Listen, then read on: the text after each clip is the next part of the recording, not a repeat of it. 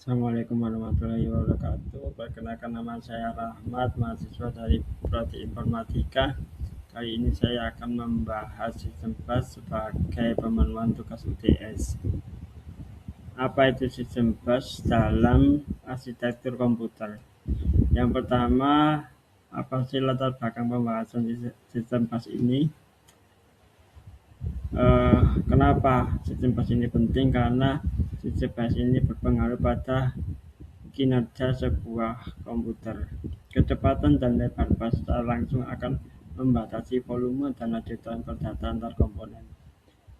Sistem bus juga berpengaruh pada komunikasi antar komponen, yaitu CPU, memori, dan I/O, sehingga ketiga komponen itu dapat bertukar data dan instruksi secara efisien. Apa itu sistem bus? Sistem bus adalah subsistem dalam komputer yang mentransfer data dan sinyal antar komponen. Fungsi utama sistem bus antara lain transfer data, alamat, dan kontrol. Kemudian jenis-jenis sistem bus antara lain lokal, I/O, prosesor, dan sistem. Yang kedua, kemudian kita akan membahas fungsi sistem bus. Yang pertama, sebagai transfer data, sistem bus ini akan membawa data aktual antara CPU, memori, dan perangkat input-output untuk diproses. Kemudian juga penentuan alamat, yaitu membawa sinyal alamat memori atau port input-output, menentukan lokasi data baca tulis, dan lebar address bus juga akan menentukan kapasitas memori yang dapat diakses. Kemudian fungsi ketiga adalah pengaturan kontrol, karena sistem bus ini akan membawa sinyal kontrol yang mempengaruhi sinkronisasi dan pengelolaan operasi sistem baca tulis, interrupt, dan clock. Yang ketiga, kita akan membahas jenis-jenis bus berdasarkan fungsinya. Yang pertama, bus lokal berfungsi sebagai penghubung CPU dan memori. Yang kedua, bus I/O yang berfungsi sebagai penghubung antar perangkat input output dengan memori. Contohnya hard disk SATA ataupun hard disk eksternal. Yang ketiga, bus prosesor yang berfungsi untuk menghubungkan ALU, unit control, dan register. Bus prosesor ini juga dikenal sebagai bus internal CPU.